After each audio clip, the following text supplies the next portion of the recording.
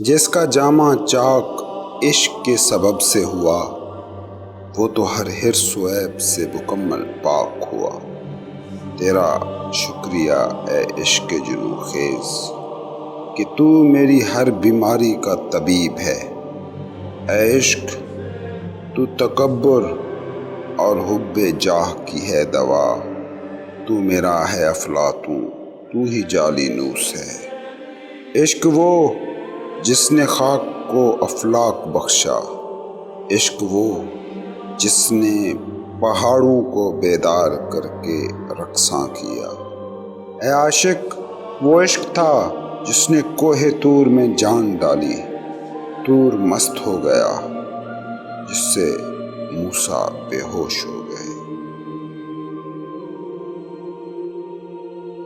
آج ہم سننے جا رہے ہیں رومی کی مثنوی کے اگلے 5 اشعار، جو رومی بلکہ صوفیوں کی فکر کے حوالے سے بہت اہم نوعیت کے ہیں۔ ان میں بنیادی طور پر رومی کے فلسفہ عشق کا ایک مختصر اشارہ ہے، جبکہ پوری تفصیل رومی کی تمام شاعری میں موجود ہے۔ مگر اس سے قبل رومی کے تعارف کو بھی مزید آگے بڑھانے کا سلسلہ وہیں سے جوڑتے ہیں۔ اگر آپ نے ابھی تک چینل کو سبسکرائب نہیں کیا تو سبسکرائب کر لیں اور بیل بٹن بھی ضرور کلک کریں تاکہ مثنوی مولانا روم کی اگلی ایپیسوڈ جو ہی اپلوڈ ہو نوٹیفیکیشن کے ذریعے آپ تک اطلاع پہنچ سکے۔ اس کے علاوہ تصوف کے موضوع پر میرے دوسرے چینل روح کو بھی ضرور وزٹ اور سبسکرائب کریں۔ روح کا لنک ڈسکرپشن اور پہلے کمنٹ میں موجود ہے۔ جو لوگ نیپولین ہل کی مشہور زمانہ کتاب تھنک اینڈ گرو رچ سننا چاہتے ہیں، وہ ELTV کو سبسکرائب کریں۔ اس چینل پر میں نے یہ کتاب اپلوڈ کرنا شروع کر دی ہے۔ اسی چینل پر میں نے ٹیڈ ٹاکس کو بھی اردو میں پیش کرنے کا سلسلہ شروع کیا ہے۔ یہ بہت ہی اہم ٹاکس ہیں جو ہمیں نظریاتی بونے پن سے نجات دے سکتی ہیں۔ ELTV کا لنک بھی ڈسکرپشن اور پہلے کمنٹ میں موجود ہے۔ اب چلتے ہیں رومی کے تعارف کی طرف۔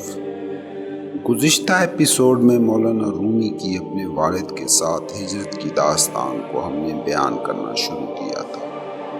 بغداد سے یہ مختصر قافلہ حج کے سلسلے میں حجاز گیا اور وہاں سے دمشق کا رخ کیا۔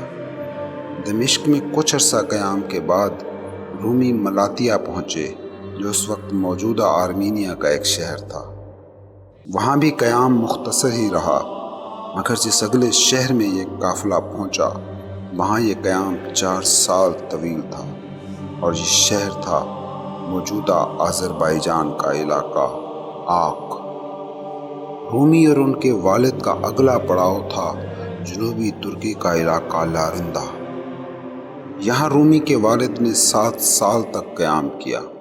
بلخ سے جب یہ قافلہ چلا تھا تو اس وقت رومی کی عمر 6 سال تھی، اور لارندہ پہنچنے تک رومی 18 سال کے نوجوان ہو گئے تھے۔ اسی شہر میں ان کی شادی ہوئی اور ان کے بڑے بیٹے اور دوسرے بیٹے کی پیدائش بھی اسی شہر میں ہوئی۔ شادی ہو گئی، بچے ہو گئے، مگر مہاجرت ابھی جاری تھی۔ لیکن اس بار جو ہجرت کی وہ رومی کی باپ کے ساتھ اپنی آخری ہجرت تھی، اور اس بار ان کی منزل تھی ترکی کا علاقہ کونیا، جہاں کے شاہ نے رومی کے والد کا بڑے اتفاق سے استقبال کیا۔ کہتے ہیں کہ جب رومی کے والد کا قافلہ شہر میں داخل ہونے کے قریب تھا، کونیا کا شاہ سارے شہر کے ہمراہ شہر کے دروازے پر استقبال کے لیے کھڑا ہو گیا۔ کونیا کے قیام کو 2 ہی سال گزرے تھے کہ رومی کے والد بہاؤالدین کا انتقال ہو گیا۔ مولانا رومی کے بچپن کے کم و بیش 15 سال مسلسل سفر میں گزرے، اور ان اسفار نے ان کے مستقبل کی روحانی زندگی کی بنیاد رکھ دی تھی۔ کہتے ہیں کہ مولانا جب کونیا میں مستقل رہائش پذیر ہو گئے، ان کے لیے ایک باقاعدہ مدرسہ تعمیر کرا دیا گیا۔ یہاں وہ درس و تدریس میں مشغول رہتے تھے، تو اکثر و بیشتر ایسا ہوتا کہ وہ یوں ہی بلا وجہ اداس ہو جاتے۔ ان کی بیگم بار بار اداسی کے ان دوروں کے بارے میں پوچھتی تو مولانا کہتے کہ مجھے اپنے بابا کے ساتھ بیتا وہ زمانہ ستاتا ہے جب ہم سفر کر رہے تھے۔ میرا دل چاہتا ہے کہ میں ویسے ہی دنیا کا سفر کرنے پھر جاؤں۔ مگر میں یہاں قید ہو گیا ہوں۔ باوجود اس حقیقت کے کہ کونیا والے رومی کا حد سے بھی زیادہ احترام کرتے تھے، ان کے شاگرد ان پر جان چھڑکتے تھے، مگر صحراؤں، جنگلوں اور پہاڑوں کا وہ سفر رومی کی روح میں بس چکا تھا۔ پچھلی بھی کسی ایپیسوڈ میں ذکر کر چکا ہوں کہ صوفیانہ واردات اور سفر کے درمیان کوئی نہ کوئی گہرا رشتہ ضرور موجود ہے۔ دنیا کے جتنے بھی صوفیوں، بھکشوؤں کو میں نے سمجھنے کی کوشش کی ہے، ان سب کے حوالے سے میں نے یہ بات خاص طور پر نوٹ کی ہے، ان کی زندگی میں سفر کی ایک خاص اہمیت رہی ہے۔ رومی کونیا کے سردار العلماء تو بن چکے تھے، عزت تھی، وقار تھا، احترام تھا، مگر اس آوارہ گردی کے لطف کو ہمیشہ مس کرتے رہے جو انہوں نے اپنے والد کے ساتھ بلخ بدر ہونے کے بعد کم سے کم 15 سال تک۔ اسی بے چینی کے عالم میں ان کے سفر بھی دوبارہ شروع ہوئے اور روحانی سفر کی بنیادیں بھی پڑنا شروع ہو گئی تھی۔ اس کی وضاحت ہم سنیں گے اگلی ایپیسوڈ میں۔ اب چلتے ہیں رومی کی مثنوی کے اگلے 5 اشعار کی وضاحت کی طرف۔ رومی کی شاعری کو کبھی نہیں سمجھا جا سکتا اگر آپ اس تصور عشق کو نہیں سمجھ سکتے جس عشق کا ذکر رومی کرتا ہے۔ اگر عشق کا کوئی تصور پہلے سے آپ کے دماغ میں طے ہے تو یقین مانیے رومی سمیت دنیا کا کوئی بھی روحانی گرو آپ کی سمجھ میں نہیں آ سکتا۔ عشق رومی ہی نہیں، دنیا کے ہر روحانی گرو کی تعلیمات کی روح ہے۔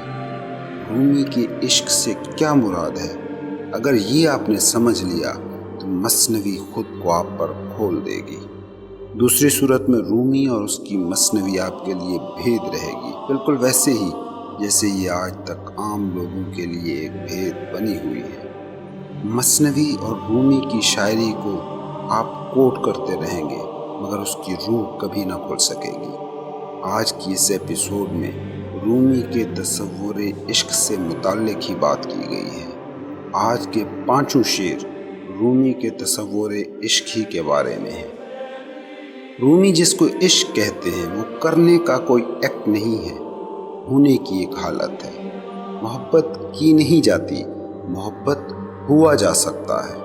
جب آپ محبت کر یا سوچ نہیں رہے ہوتے بلکہ خود محبت ہو جاتے ہیں تو اس حالت کو رومی عشق کہتے ہیں۔ اور جب کوئی شخص محبت ہو جائے تو پھر وہ یہ فرق کیسے کرے کہ اس سے محبت کرنی ہے، اس سے نہیں کرنی، اس سے محبت کرنی ہے، اس پر غصہ کرنا ہے۔ سورج جب روشنی بانٹتا ہے تو کب دیکھتا ہے کہ روشنی کی کرنیں کس کی گود میں پھینک رہا ہو؟ چاند جب اپنی تنویر کو بانٹتا ہے تو کب مسلمان اور کافر میں امتیاز کرتا ہے؟ بارش جب اپنی بوندیں لٹاتی ہے تو کب دیکھتی ہے کہ یہ گورے کو بھگو رہی ہے یا کسی کالے کو؟ ٹھیک اسی طرح صوفی جب محبت ہو جاتا ہے تو وہ کیفیت تصوف میں عشق کی کیفیت کہلاتی ہے۔ اب اس ہستی سے سوائے محبت کے کوئی اور چیز سرزد کیسے ہو سکتی ہے؟ اس تصور کی مزید وضاحت کے لیے ضروری ہے کہ ہم انسانی بینگ کو درست انداز میں سمجھ لیں۔ انسان اگرچہ ایک کل ہے، ایک مکمل اور ناقابل تقسیم اکائی، مگر صرف تفہیم کے لیے ہم اسے 3 حصوں میں تقسیم کر کے دیکھتے ہیں۔ ان 3 حصوں میں 2 سراب ہیں اور ایک حقیقت۔ پہلا حصہ ہے ہمارا جسم جو ایٹموں سے مل کر بنا ہے۔ جسم وہ میٹر ہے جو ہم نے غذا اور اشیاء خورد و نوش کے ذریعے سے جمع کیا ہے۔ دوسرا حصہ ہے دماغ، یہ بھی ایکومولیٹڈ بینگ ہے، یعنی یہ بھی جمع شدہ ہے۔ بچپن سے لے کر موت تک ہم امپریشنز کو میموری کی شکل میں سٹور کرتے ہیں۔ اس سٹور میں ہم چیزوں کو لیبل کرتے ہیں، انہیں نام دیتے ہیں۔ لیکن کبھی آپ نے اس بات پر غور نہیں کیا ہوگا کہ لفظ جنہیں ہم سمجھتے ہیں کہ یہ ہمیں چیزوں کو سمجھنے میں مدد دیتے ہیں، وہ رکاوٹ بھی بن جاتے ہیں۔ ہم ایک شخص کا نام، جنس، قومیت، رنگ، نسل، پیشہ، عہدہ جان کر یہ دعویٰ کرنے لگ جاتے ہیں کہ ہم اسے جانتے ہیں، حالانکہ حقیقت یہ ہے کہ کہ ہم نے صرف چند لفظ جانے ہیں، وہ شخص ابھی بھی ناقابل دریافت جزیرہ ہے۔ تیسرا حصہ ہے ہماری بینگ، جو کہ ہماری حقیقت ہے۔ ہم بطور پوائنٹ آف کانشیسنس، ہمارا وہ باطن جو امپریشنز کی شکل میں مائنڈ بناتا ہے، میٹر کو جمع کر کے جسم بناتا ہے۔ صوفی کہتے ہیں کہ مٹی صرف وہی چیز ہے جو تخلیق ہوتی ہے۔ یہی کچھ ہمارے ساتھ موت کے وقت ہوتا ہے کہ اس وقت وہ میٹر جو ہم نے جمع کیا تھا وہ ڈس انٹیگریٹ ہو جاتا ہے، منتشر ہو جاتا ہے۔ وہ امپریشنز تحلیل ہو جاتے ہیں جو ہم نے میموری کی شکل میں سٹور کیے ہوتے ہیں۔ ہم چونکہ اس جمع شدہ جسم اور میموری سے خود کو بتدریج یوں نتھی کرتے جاتے ہیں کہ اسی جسم اور انہی خیالات کو اپنا آپ سمجھ لیتے ہیں، اس لیے ہمیں موت خوف زدہ کرنے والا منظر لگتا ہے۔ حالانکہ موت کچھ بھی نہیں مٹاتی، موت صرف ان آئیڈینٹیفیکیشنز کو مٹاتی ہے جو ہم نے تخلیق کی تھی۔ جیسا کہ میں نے پہلے بھی کہا کہ صوفیوں کے نزدیک مٹی صرف اور صرف ایک چیز ہے جو تخلیق ہوتی ہے، جو تخلیق نہیں ہوتی وہ کبھی نہیں مٹتی۔ جیسے مکان مٹ سکتا ہے، جن اینٹوں سے مکان بنا ہے وہ اینٹیں مٹ سکتی ہیں کیونکہ یہ دونوں تخلیق کیے گئے ہیں، مگر وہ مٹی نہیں مٹ سکتی جو بنیادی میٹر ہے جس سے یہ اینٹیں اور یہ مکان بنے تھے۔ ہمارے ساتھ بھی موت کے وقت یہی ہوتا ہے کہ وہ جو جمع شدہ مادہ تھا وہ منتشر ہو جاتا ہے، وہ امپریشنز فنا ہو جاتے ہیں جو ہمارے دماغ میں جمع کیے تھے۔ مگر جس بینگ نے جسم کی شکل میں میٹر جمع کیا تھا، جس بینگ نے دماغ کی شکل میں امپریشنز کو جمع کیا تھا، وہ بطور نقطۂ شعور کبھی نہیں مٹتی، کیونکہ وہ بینگ تخلیق نہیں ہوتی بلکہ ہوتی ہے۔ اس کو یوں سمجھے کہ لہریں سمندر پر بنتی ہیں اور مٹتی ہیں، مگر پانی نہیں مٹتا۔ جو خود کو لہر سمجھتا ہے وہ مٹنے سے خوف زدہ رہتا ہے، اور جو خود کو سمندر سے جڑا قطرہ سمجھتا ہے وہ جانتا ہے کہ وہ لافنا ہے۔ جب منصور انا الحق کا نعرہ مارتا ہے تو وہ بنیادی طور پر اسی حقیقت کی طرف اشارہ کر رہا تھا، اور اس حقیقت سے جو چیز آپ کو جوڑتی ہے وہ ہے عشق۔ اور رومی اسی عشق کی بنیاد پر اپنی صوفیانہ فکر کو بیان کرتے ہیں۔ رومی کی یہ ربائی دیکھیں جس میں وہ عشق کے اپنے تصور کو زیادہ واضح انداز میں پیش کر رہے ہیں۔ مجھے تو محبت کے ساتھ محبت ہے، I am in love with لو، کیونکہ محبت ہی میری نجات ہے، میرا موکش، میری سمادھی۔ مجھے تو عشق کے ساتھ عشق ہو گیا ہے۔ تم اگر مجھ میں مسلمان کو ڈھونڈنے نکلے ہو تو وہ کوئی اور ہوگا۔ تمہارا عاشق یقین مانو مسلمان نہیں ہے، کیونکہ مذہب عشق میں کفر و ایمان کی دوئی نہیں ہوتی۔ مذہب عشق باقی سب مذاہب سے جدا ہے۔ جو سچا عاشق ہے اس کا ایمان بھی، اس کی ملت بھی، اس کا وطن بھی بس ایک ہے، خدا۔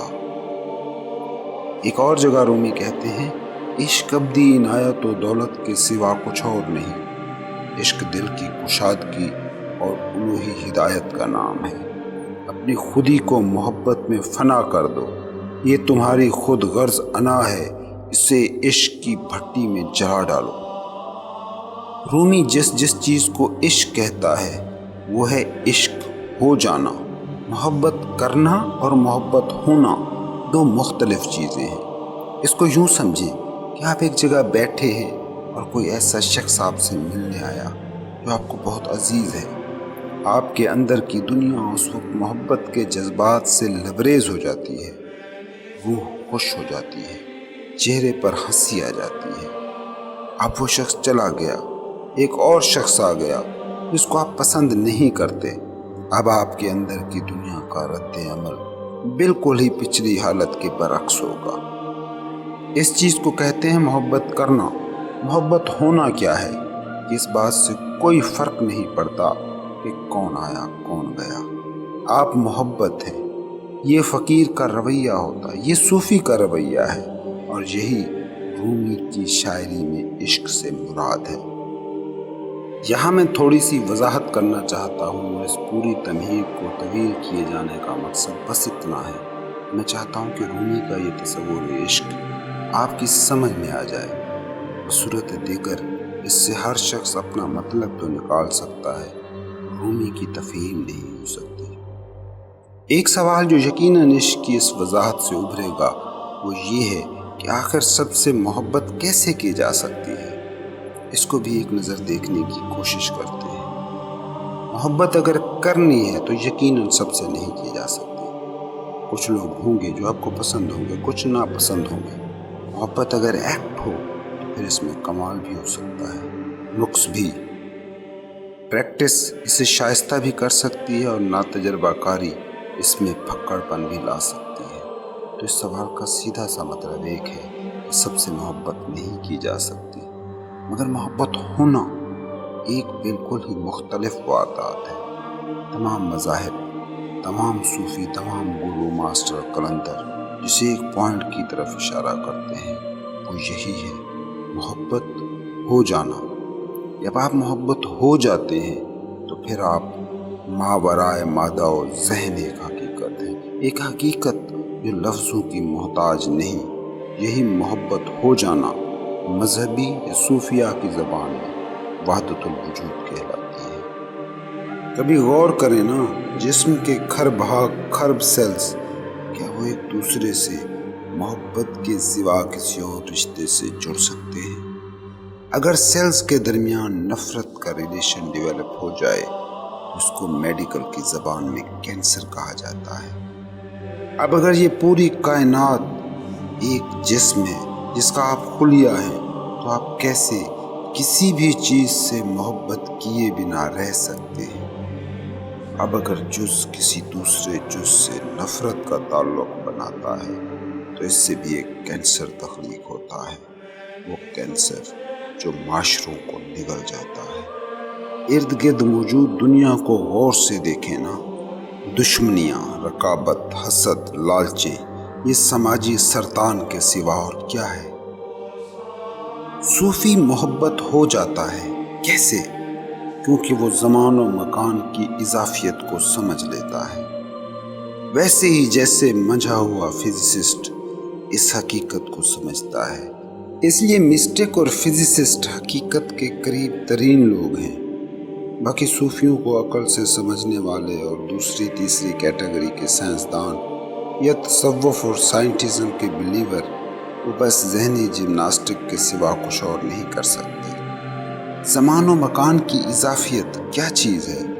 زمان و مکان کی اضافیت یہ ہے کہ ہمارا دماغ انا کو تخلیق کرتا ہے۔ انا کو اپنی ایگزسٹنس کے لیے ضرورت ہوتی ہے وقت کی اور مکان کی۔ انا اسپیس کو، خلا کو، چیزوں کو تقسیم کرنے والی چیز سمجھتی ہے۔ لیکن کیا واقعی ایسا ہے؟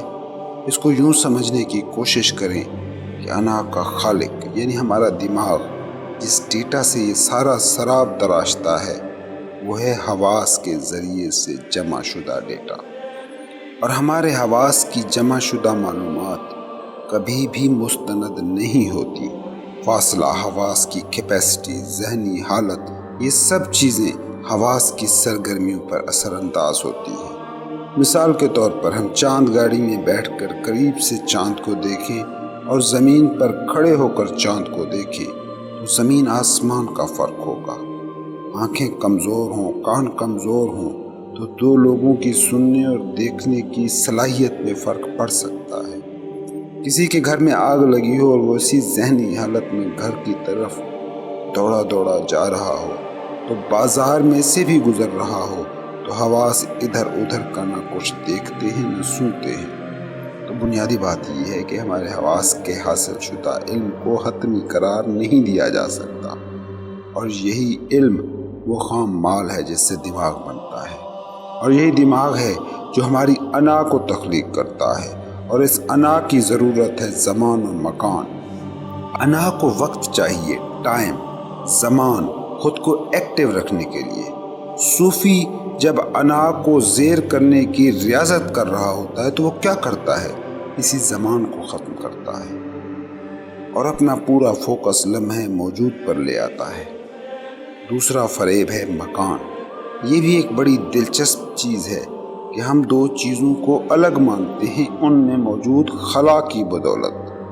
یہ ایک کمرہ ہے، یہ دوسرا کمرہ ہے۔ کیا چیز ایک کو دوسرے سے جدا کر رہی ہے؟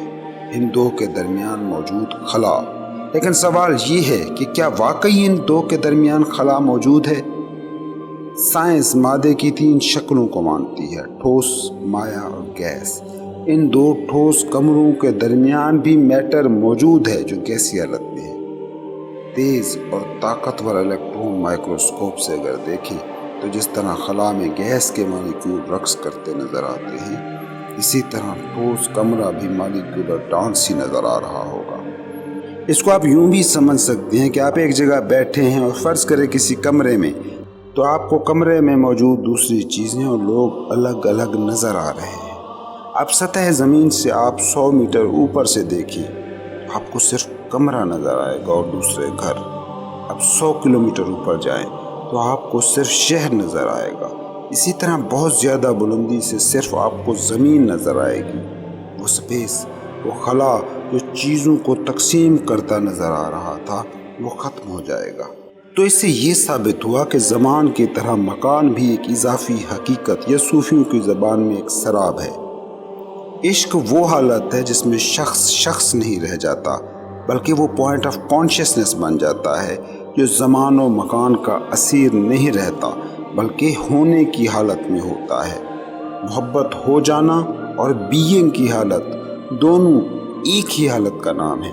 یا یوں سمجھیں کہ بارش کا قطرہ جب سمندر میں مل جائے تو وہ خود فنا ہو کر سمندر ہو جاتا ہے۔ رومی جب عشق کے تصور کا بیان کرتا ہے تو اس سے مراد یہی عشق ہے۔ ایپیسوڈ زیادہ طویل ہو رہی ہے، اس لیے عشق کے موضوع کی مزید وضاحت کسی اور ایپیسوڈ میں ضرور شامل کروں گا۔ اب آج کے اشعار کو سنتے ہیں، مگر عشق کے جس تصور کو اوپر میں نے واضح کرنے کی کوشش کی ہے اس کو ذہن میں رکھتے ہوئے رومی کے اشعار میں موجود لفظ عشق کو سمجھیے گا۔ رومی کہتے ہیں کہ جس شخص کا جامع عشق میں چاک چاک ہو گیا وہ ہر حرص و ہوس سے پاک ہو گیا۔ یعنی جب انسان خود محبت ہو گیا تو حرص و ہوس کیسی؟ قطرہ سمندر سے الگ ہو تو اپنی بقا کے لیے وہ حرص و ہوس کا سہارا لے سکتا ہے، لیکن جب وہ سمندر میں مل گیا، سمندر ہو گیا، تو اب دوسرے قطروں سے وہ کیوں کر لڑے گا؟ یہی حال اس صوفی کا ہوتا ہے جو زمان و مکان کے فریب کو سمجھ جاتا ہے، پھر وہ دوسرے انسانوں یا کسی بھی مخلوق سے کیوں کر مقابلہ کرے گا؟ کیوں کر زیادہ کی لالچ میں دوسروں سے مال و متاع چیزیں چھینتا پھرے گا؟ کیوں کر وہ ہوس کی اسیری کرے گا؟ اگلے مصرعے میں رومی کہتے ہیں کہ اے عشق جنوں خیز تیرا شکریہ کہ میں تیری وجہ سے ہر اس بیماری سے پار ہو گیا جس نے انسان کو اور انسانی سماجوں کو زہر آلود کر رکھا ہے۔ عشق صوفی پر یہ راز کھول دیتا ہے کہ کوئی منوتو نہیں، دماغ کا تراشا میں ایک سراب ہے، اور جب یہ سراب سمجھ لیا جاتا ہے تو پھر اس کے لیے کون عہدوں کی دوڑ دوڑے، کون جنگوں کا روگ پالے، کون مقابلے کا کشٹ سہ کر اپنی روح کو بیمار کرے۔ رومی کہتے ہیں کہ عشق میرا مسیحا ہے کہ جس نے مجھے ہر اس بیماری سے مکت کر دیا ہے جس میں عام انسان مبتلا ہے۔ انسانی انا کی نیچر کو اگر غور سے دیکھیں تو اس میں 2 مرکزی بیماریاں آپ کو نظر آئیں گی۔ ایک، اسے ہر وقت تکمیل کے لیے کسی نہ کسی چیز کی ضرورت ہوتی ہے، مجھے کوئی نہ کوئی چیز ہمیشہ ہی مستقبل میں ہوتی ہے۔ یہ ہے حب جاہ، عظمت کا خبط۔ انا ہر وقت چاہتی ہے کہ اس کا پیٹ بھرنے کے لیے انسان کچھ نہ کچھ حاصل کرتا پھرے۔ انا کی دوسری بیماری یہ ہے کہ جب یہ کچھ حاصل کر لیتی ہے تو تکبر کو اوڑھنا بچھونا بنا لیتی ہے۔ دیکھتے ہو کوئی کلرک کسی کمپنی میں مینیجر لگ جائے تو اس میں کیسے تبدیلی آتی ہے، کوئی ورکنگ سیاسی کارکن وزیر ہو جائے تو کیسے تکبر سے بھر جاتا ہے۔ رومی کہتا ہے کہ عشق کا شکریہ کہ اس نے مجھے تکبر اور حب جاہ کے مرض سے نجات دے دی۔ رومی کہتے ہیں کہ عشق تو گویا میرے لیے افلاطون اور جالینوس ہے۔ یہ دونوں بہت حکیم اور دانا انسان ہیں جو انسان کی روحانی و جسمانی و ذہنی بیماریوں کا علاج کرتے تھے۔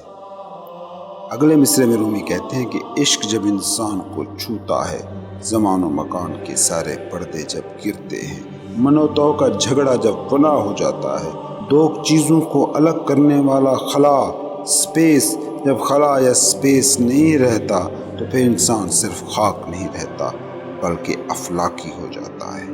وہ قطرہ جو قطرے ہونے کی حالت میں ایک حقیر سا وجود تھا، اب وہ سمندر جیسی عظیم و شان چیز ہے۔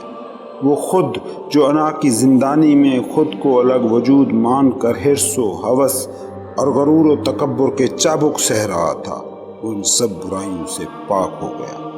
رومی کہتے ہیں کہ یہ عشق تھا جو طور پر جلوہ افروز ہوا تو موسیٰ بے ہوش ہو گئے۔ موسیٰ کا بے ہوش ہو جانے سے یہاں مراد اتنی ہے کہ وہ انا مائنس ہو گئی جو من و تو کی تقسیم کرتی تھی، وہ دیوار گر گئی جو خود اور خدا کی ڈویژن کرتی تھی۔ کوہ طور پر موسیٰ کا دیدار الہی اصل میں ایک استعارہ ہے جو اس بات کو دکھاتا ہے کہ جب انا گرتی ہے تو اس وقت سیلف یہ جانتا ہے کہ وہ خود نہیں، خدا بھی ہے۔ اس شعر میں اس طرف بھی اشارہ ہے کہ جب عشق نے خود کو کوہ طور جیسے بے جان پہاڑ پر آشکار کیا تو وہ پہاڑ تک مست ہو گیا اور عشق کے نور سے منور ہو اٹھا۔